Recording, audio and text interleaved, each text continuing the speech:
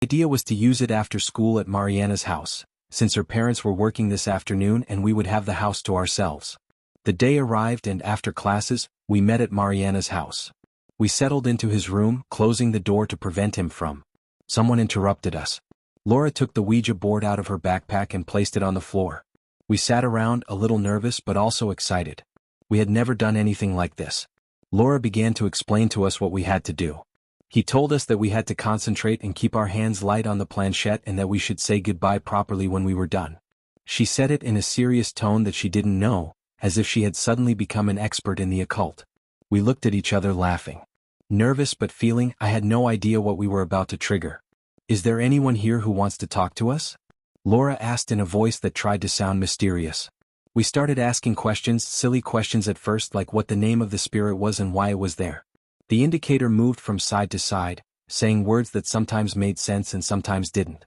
We laughed saying that we were probably making bad contact but we could all feel it. Something was.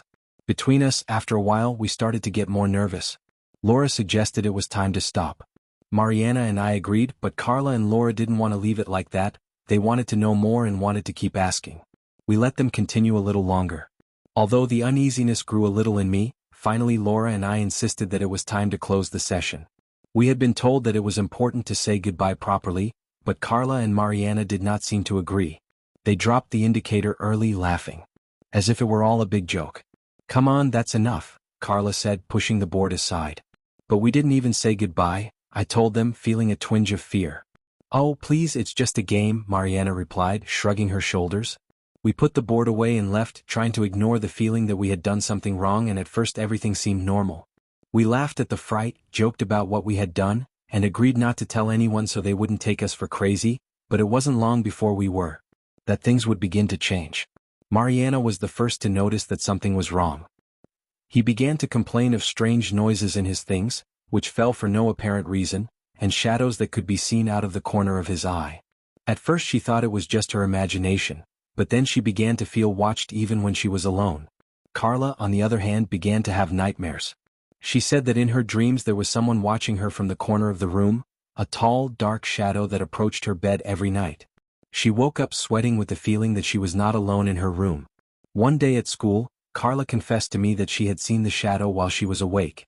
He was in his room doing his homework when he saw her standing in the doorway. Mariana also began to see things. She said that the shadow moved around her house and that it followed her everywhere. One night he heard her speak and didn't understand what she was saying, but he knew it was an evil whisper, a voice that shouldn't be there.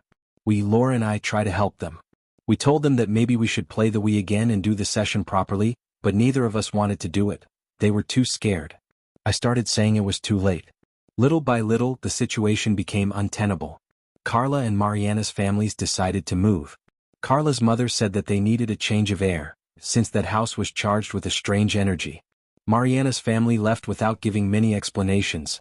One day they were there and the next their house was empty. The story of what happened became a rumor, something that others told in the corridors. I don't know what we brought with us that afternoon, what we didn't let go, but I know perfectly well that it wasn't a game, and I know that whatever came stayed with Carla and Mariana until they left. And although I never saw them again, I sometimes wonder if they managed to escape that shadow or if it is still chasing them wherever they are. Since then I have never touched a needle again. I learned the hard way that there are things that shouldn't be. Playing, how are you? Good afternoon. I would like to share an experience that happened to me in Guadalajara at the gas station where I worked. It was in the month of December, although I don't remember the exact date, but it was quite cold. I was on the night shift with a colleague, an older man. It was around 12 o'clock at night, the time when we were cutting the cash register. My partner went into the office first to do his cut while I waited outside. During that time he took the opportunity to smoke a cigarette after midnight. Alone she attended to a group of occasional people. While I was waiting, a car stopped on one of the islands, so I approached to attend to it, but what caught my attention was the clothing of the person who was going. I knew it was very cold, but he was wearing shorts, a tank top and white calf-length socks. It seemed strange to me, but I didn't feel afraid. The most curious thing is that I never saw his face. I only remind him of his legs from the knees down. This person asked me if I was alone. I replied that I did not and that my partner was inside. Then she said to me, "Aren't you afraid to be here alone?" I replied that I did not, although I was uncomfortable with his insistence. Then he commented something that made my blood run cold. All the people who pass through here are not people, they are souls? I didn't know what to answer at the time, and before I could process what he had told me, he continued. Here opposite, where the park is, it used to be a dam. The people they killed were thrown there, and now there are many souls wandering around that place. I was silent, pouring him fuel as he spoke. At one point, as I turned to attach the fuel hose, I felt it touch my head. He told me in a calm, almost paternal voice, "Take care of your children." When I turned again, he was gone. I didn't hear the car's engine and I didn't see it drive away, it just disappeared. I went back to my place to wait for my partner to finish his cut, and when he came out, I asked him, "Hey, is it true that they say that souls roam around here?" My partner, with the seriousness of someone older and knowledgeable about stories, he told me yes, it was true. I then told him what had happened and how that person had told me about the dam. He was silent for a moment and then stared at me. "It can't be, you didn't dispatch anyone." "Of course I do," I replied, clinging to my memory. "He asked me for 100 pesos of fuel and here I bring the money." He shook his head. "It can't be, because if you dispatched, I always get up to accompany you and you haven't attended to anyone." He suggested that I talk to the girl in the office the next day so that she could. He will review the security cameras and in this way confirm that it had happened. I spent the rest of the night quietly, unable to get out of my head what had happened in the morning. When the office manager arrived, I asked her to review the camera footage. He confirmed something that left me cold. From 12:30 to 1:30 no customer appeared at the gas station. The pumps were closed and at no time was I seen getting up to dispatch the cats from the park. I was never one of those people who. I was easily scared and much less believed in the supernatural, but what happened to me that night in a park in my neighborhood in Pachuca in 2002 changed my way of seeing the world forever.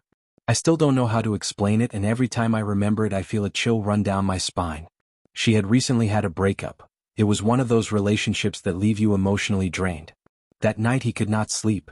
The walls of my room were closing in on me and I needed air and space. I decided to go for a walk and it was late and the streets were empty, the night air was crisp, with that eerie calm you only find in the early hours of the morning. I went to the park of the colony. It wasn't very big, there were only a couple of benches, a few trees, but a quiet place had always appeared to me. I sat down on one of the benches and let my mind wander. I was trying to find some peace in the midst of all the emotional chaos I was feeling. I closed my eyes and took a deep breath, letting the breeze envelop me. Suddenly I heard something, A distant voice whispered that made me burst my eyes. Look around, but there was no one there. I thought maybe it was my imagination. Or maybe the wind made me rattle the leaves of the trees. I tried to relax again, but the sound came back. This time it was clearer and closer. They were voices, as if someone was talking a few meters from where I was. I pricked up my ears trying to make out what they were saying. The voices sounded strange, muffled, as if they weren't speaking in a normal tone. I got up cautiously and walked over. Shortly after trying to spy without being seen, I hid behind a large tree and poked my head out to see who was there. What I saw left me paralyzed. They were 3 stray cats of those you always see roaming around the neighborhood. They were sitting close together as if they were having a conversation. At first I thought I was just going crazy, that the stress and sadness had made me hallucinate, but then I heard them again. "You shouldn't have taken what wasn't yours," said one of the cats in his voice. It sounded like a murmur, but I could understand her clearly. "It's none of your business," the other cat replied in an annoyed tone. "I can do whatever I want." The third, the largest of the 3, interrupted them with a hiss. "Silence," he said in a voice that made me tremble. "We are listening." The 3 cats turned around at the same time and looked at me. His eyes glowed in the dark, fixed on me. I felt the air escape from my lungs, as if an invisible hand was squeezing my chest. Their gazes were penetrating, full of intelligence. That it shouldn't be there in an ordinary cat. I stood motionless, not knowing what to do. It was a few seconds that felt like an eternity. The cats weren't moving, they were just watching me as if they were deciding what to do with me. Finally, the larger cat nodded and the other 2 slowly stood up as if nothing had happened. All 3 cats began to act normally. One stretched, another began licking his paw, the third yawned before turning and leaving in directions. The different ones didn't look back, they didn't make any more sounds. It was as if they had decided that I was not important, as if what they had just seen had no importance to them. I stood there trembling, not knowing whether I should follow them or run in the opposite direction. Finally, my body reacted and I ran away from the park without looking back. I felt my heart pounding in my chest and my mind full of questions that had no answers. When I got home, I locked the door and crawled into bed, hoping that everything would be. It has been a bad nightmare. The day before I couldn't stop thinking about what I had seen. I felt strange, as if a shadow was following me everywhere. My grandmother, who has always been very superstitious, noticed that something was not right with me. After much insistence, I told him what had happened in the park. She crossed herself and looked at me seriously. "So frightened," he said in a grave tone, "those cats weren't normal cats. We have to do something to take that scare away." I didn't quite understand what he wanted to say, but he demanded that he take me with a healer. They cleansed me, said prayers and burned herbs. Throughout the ritual I couldn't stop thinking about those bright eyes, the voices of the cats arguing as if they were people. After the cleanse I felt a little better, the feeling of tightness in my chest disappeared, but the memory of that night stayed with me. Every time I pass by that park I feel a chill. The step has already been taken. I don't know what those cats were or what they were doing there, but what came was normal. I think there are things in this world that we don't understand, things that hide in the shadows, waiting for the right moment to show themselves. And that night in that park in Pachuca, I think I saw something that I shouldn't have seen, something that belongs to another.